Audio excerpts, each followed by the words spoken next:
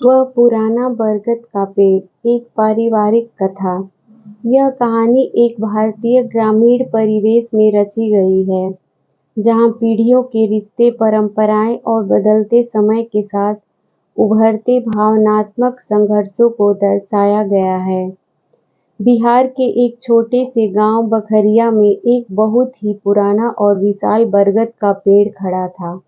वह पेड़ सिर्फ एक पेड़ नहीं था, वह जैसी उस गांव की आत्मा था।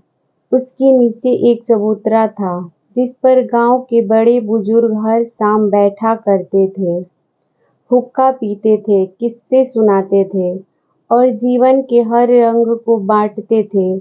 उसी चबूतरे से लगा हुआ था ठाकुर रामदयाल सिंह का घर, बड़ा पुराना, मिट्टी से बना हुआ, और आंगन में तुलसी चौरा के पास हर सुबह गूंजती घंटी की आवाज।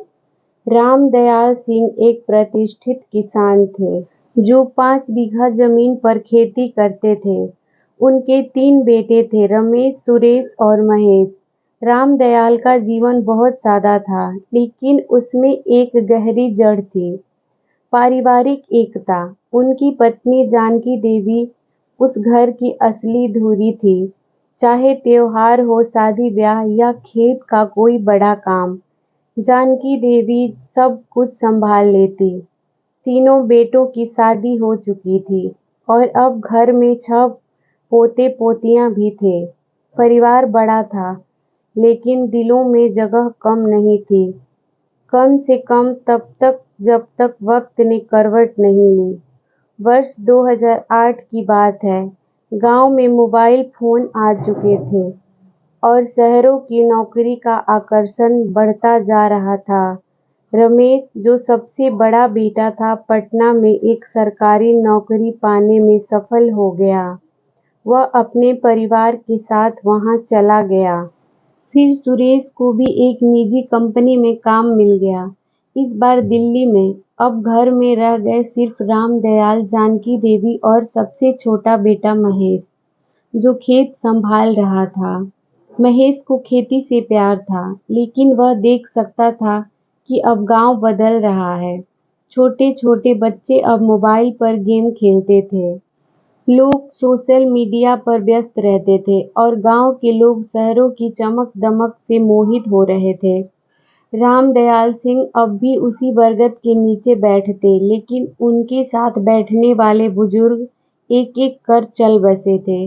एक दिन रामदयाल सिंह ने अपने बेटों को बुलाया और कहा, बेटा, जमीन की फसल तो कटती बढ़ती रहती है, लेकिन परिवार की जड़ अगर एक बार हिल गई तो वह पेड़ दोबारा नहीं उगता। रमेश ने कहा, बाबूजी, आजकल सबको अपनी जिंदगी जीने का हक है। सुरेश बोला, और हम तो पैसे भी भेजते हैं, घर के लिए सब कुछ कर रहे हैं। महेश कुछ नहीं बोला, वह चुपचाप सुनता रहा। रामदयाल ने फिर कहा, बेटा, पैसे सब कुछ नहीं होते, बरगद की जड़ें गहरी होती हैं, तभी तो वह आंधी पानी में भी खड़ा रहता है। बेटों ने सिर हिला दिए, लेकिन उनके चेहरों पर सहमति नहीं थी। एक दिन जानकी देवी की तबीयत बिगड़ गई। महेश और उसकी पत्नी ने जी जान से सेवा की। रमेश और सुरेश तो अंतिम समय पर ही आ पाए। जानकी देवी की मृत्यु के बाद घर का माहौल बहुत बदल गया। अब सवाल उठा, जमीन का बंटवारा कब होगा? रामदयाल बहुत आहत हुए। उन्होंने कहा, मैं जिंदा हूँ और जब तक जिंदा हूँ जमीन नहीं बटेगी। पर बेटों ने बात नहीं मानी। गांव में पंचायत बैठी, महेश को खेत दे दिए गए, रमेश और सुरेश को जमीन का कुछ हिस्सा, जिसे वे बेचना चाहते थे। महेश ने बहुत मिन्नत की, भाइयों, मत बेचो, यह हमारी माँ की निशानी है। पर भाइयों को शहर में फ्लैट चाहिए था। रामदयाल सिंह चुपचाप हो गए। उन्होंने अपने गांव में लगे बरगद के पेड़ की ओर देखा, जैसे उस पेड़ ने सब कुछ देखा हो, सब कुछ सहा हो। कुछ साल बाद रामदयाल सिंह चल बसे। अंतिम संस्कार के बाद रमेश और सुरेश तुरंत चले गए। अब घर में सिर्फ महेश, उसकी पत्नी और उनके 2 बच्चे रह गए थे। महेश ने खेतों में मेहनत की, उसने आधुनिक खेती सीखी, जैविक खाद का इस्तेमाल किया और अपनी उपज को सीधे मंडियों में भेजना शुरू किया। धीरे-धीरे उसके पास एक ट्रैक्टर, एक ट्यूबवेल और एक छोटा-सा गोदाम भी हो गया। उसी बरगद के नीचे उसने एक छोटा-सा पुस्तकालय बनवाया, जिसमें गांव के बच्चे आकर पढ़ने लगे।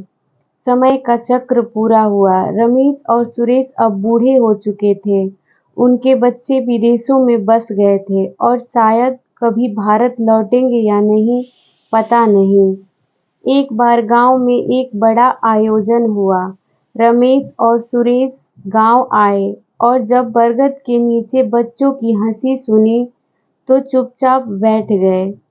महेश पास आया और मुस्कुराते हुए बोला, बाबूजी कहते थे ना, परिवार पेड़ की तरह होता है, जिसकी जड़ें गहरी हो वही तूफानों में भी टिकता है।